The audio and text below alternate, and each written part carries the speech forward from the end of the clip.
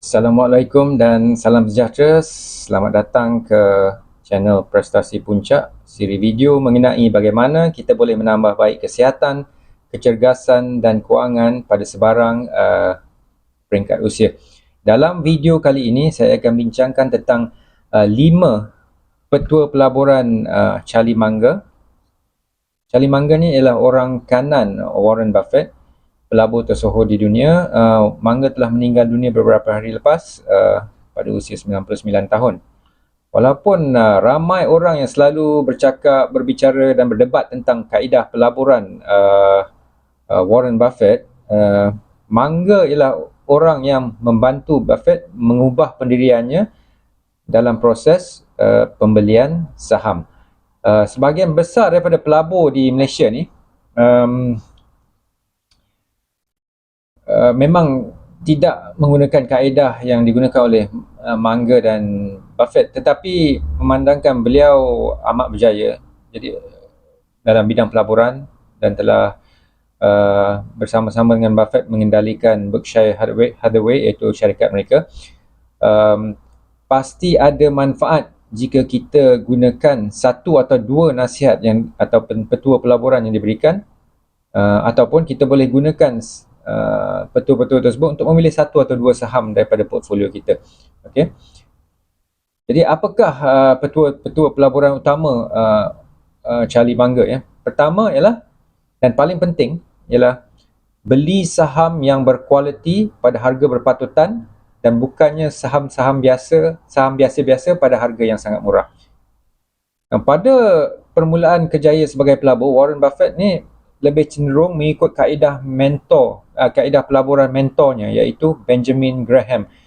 Kaedah pelaburan tersebut ialah dia beli saham yang bukan berkualiti tetapi biasa-biasa, syarikat biasa, tapi pada harga saham murah. Apabila harganya jatuh dia beli, terutamanya dia bandingkan harga saham tersebut berbanding nilai aset syarikat. Jadi kalau harga saham lebih rendah daripada nilai aset syarikat, dia akan beli. Tetapi walaupun Buffett telah mendapat untung yang agak besar juga daripada kaedah ini, namun Munger berkata untung yang lebih besar lagi dan lebih hebat lagi boleh diperolehi, iaitu untung melipat kali ganda, boleh diperolehi dengan membeli saham yang berkualiti tinggi pada harga yang berpatutan. Dan tidak semestinya harga ini murah, harga yang berpatutan, bukan harga yang murah. Kerana apa? Kerana saham yang berkualiti tinggi ni jarang diperdagangkan pada harga yang rendah. Cuba kita lihat sendiri syarikat-syarikat di Malaysia seperti FNN dan Nestle contohnya, memang amat jarang sekali lah dijual beli pada harga yang murah, iaitu mungkin pada PE ratio yang di bawah 20, jarang berlaku ya. Jadi Charlie Munger ni ialah orang yang telah mendorong Buffett untuk mengubah sedikit kaedah pelaburannya dengan membeli syarikat-syarikat yang berkualiti pada harga yang berpatutan. Petua kedua ialah, ada banyak manfaat bagi kita sebagai pelabur untuk menunggu peluang yang paling sesuai sebelum kita melabur. Menurut Munger, kunci kepada kejayaan pelaburan ialah kesanggupan untuk menunggu sehingga ada peluang muncul, ada peluang timbul, dan jangan terburu-buru untuk menekan butang buy. Ramai pelabur bila ada duit dan memang nak melabur akan memastikan mereka membeli sesuatu. Okay? Tetapi menurut Munger adalah lebih baik menunggu sehingga ada peluang yang memang hebat muncul dan kemudian melabur dengan jumlah yang besar untuk memanfaatkan sepenuhnya, take full advantage of the opportunity. Jadi kita tidak rugi jika kita pegang tunai. Ada banyak lagi situasi yang lebih teruk daripada kita pegang tunai, termasuklah membuat pelaburan dan kemudian mengalami kerugian.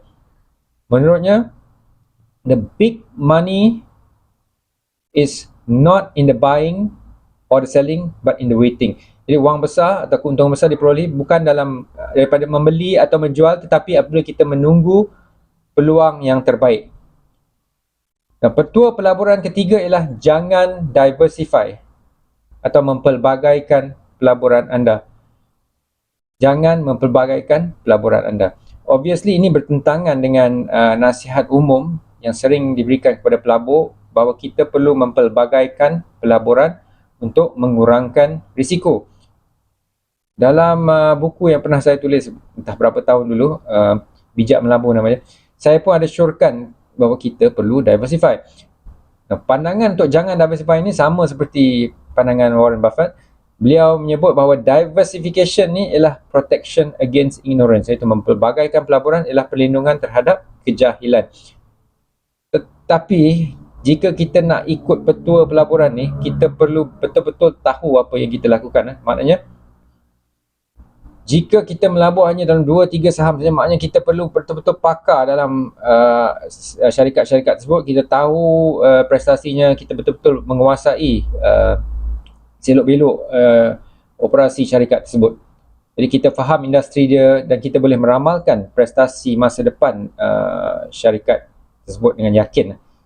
Tapi kebanyakan kita bukan pakar seperti beliau, jadi perlu pertimbangkan dengan teliti sama ada mahu mengikut nasihat pelaburan ni, atau kita boleh ikut nasihat ni, iaitu kurangkan diversification apabila kita sudah mula berpengalaman dan kita mula tahu apa yang kita lakukan dalam bidang pelaburan ni.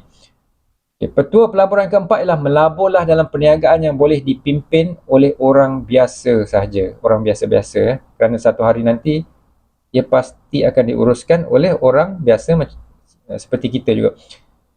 Okeylah, saya lembutkan, sebenarnya saya dah lembutkan sikit bahasa sebenar yang digunakan oleh Manga. Dalam English dia kata invest in a business that any fool can run. Contohnya kata adalah bisnes ni yang mencatatkan prestasi luar biasa kerana CEO dia hebat. Jadi apa yang akan terjadi pada CEO jika CEO tersebut letak jawatan atau bersara? Adakah prestasi perniagaan tersebut akan terus cemerlang? Ini nasihat beliau ialah melabur dalam perniagaan yang fundamentalnya, iaitu operasinya cukup bagus atau fundamental perniagaan yang cukup bagus sehingga tidak memerlukan CEO cemerlang untuk dikendalikan. Ia boleh dikendalikan oleh orang biasa saja, atau nak paraphrase kata beliau, can be run by any fool. Jadi kesimpulannya, melabur dalam bisnes yang cemerlang kerana fundamental dan bukan kerana bisnes yang cemerlang hanya kerana kehebatan pemimpinnya. Petua pelaburan kelima ialah jika kita nak mencapai kecemerlangan dalam sesuatu bidang, kita perlu berlatih dan memastikan kita melakukan penambahbaikan berterusan, constant and never ending improvement.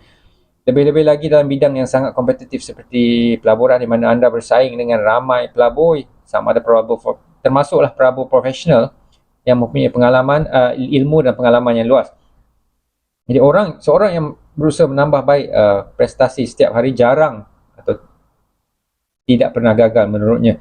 Mungkin improvement dicapai perlahan-lahan, mungkin lambat mencapai apa yang dikenangi, tetapi lama-lama orang seperti ini akan mencapai kejayaan juga.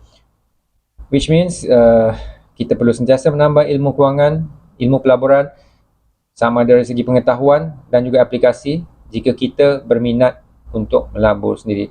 Bagaimana kalau kita tidak ada masa? Jika anda tidak sanggup melakukannya, terutama dalam bidang pelaburan, lebih baik untuk melabur saja kata Manga, iaitu melabur saja dalam dana indeks, iaitu pelaburan dalam indeks tertentu pada kos yang rendah, dan bukan melabur dalam saham atau unit amanah kerana anda tidak ada masa untuk membuat analisis. Tetapi melabur dalam indeks ni pun perlu sedikit ilmu, dan pemilihan indeks yang betul amat penting, kerana jika kita membeli indeks di Malaysia memang tak pergi manalah, kita mungkin rugi pula tu. Tapi itu cerita untuk hari lain, kerana hari ni kita cakap pasal petua pelaburan Charlie Munger. Jadi selain daripada lima petua pelaburan yang telah saya berikan ni, beliau juga ada beberapa perkara yang agak dibenci dalam bidang pelaburan, dan saya bagi dua. Pertama ialah pengurus dana atau pengurus wang yang mengenakan kos yang tinggi untuk perkhidmatan mereka. Ini kerana sebarang kalau dikenakan yuran akan mengurangkan pulangan yang diberikan kepada pelabur. Beliau amat kritikal dengan pengurus-pengurus dana yang charge yuran terlalu tinggi. Jadi kita sebagai pelabur perlu prihatin tentang yuran yang dikenakan apabila kita membeli produk kewangan, dan meninjau sama ada kita ada pilihan yang lebih baik atau lebih berpatutan. Nah, faktor kedua yang tidak disukainya lah, yang memang banyak diperbahaskan, ialah mata wang kripto dan industri berkaitannya. Beliau anggap sebagai sesuatu yang tidak nilai, dia kata fraud lah, dan akhirnya akan runtuh. Saya tak berapa pasti tentang ni, walaupun sebahagian besar daripada apa yang dikata betul seperti NFT sebagainya memang dah kurang nilai sekarang dan memang boleh diragui, tetapi pada pendapat saya mungkin ada beberapa, at least satu atau dua mata wang kripto yang mungkin dapat bertahan untuk masa depan lah. Jadi sama ada anda setuju dengan kesemua pandangan Charlie Munger atau sebahagiannya, kejayaan beliau dalam bidang ini tidak dapat dinafikan. Pasti ada satu dua petua yang beliau, satu atau dua petua Charlie Munger yang boleh kita manfaatkan dalam teknik pelaburan kita. Satu perkara penting mengenai beliau ialah sebelum meninggal dunia, dia sudah menerima 75% daripada sahamnya dalam Berkshire Hathaway, iaitu syarikat kendaliannya dan Buffett, untuk tujuan kebajikan. Jadi saya harap anda mendapat manfaat daripada petua-petua pelaburan Charlie Munger. Jika video ini berguna untuk anda, saya minta belanja like dan subscribe. Jika anda ada apa-apa nak tanya, sila komen di ruangan komen. Kalau ada masa, saya cuba jawab. Jika ada apa-apa yang tak setuju, sila komen juga. Saya harap saya boleh jawab. Kalau tak dapat jawab, mungkin saya yang salah. Jadi semoga bermanfaat. Terima kasih kerana menonton channel Prestasi Puncak.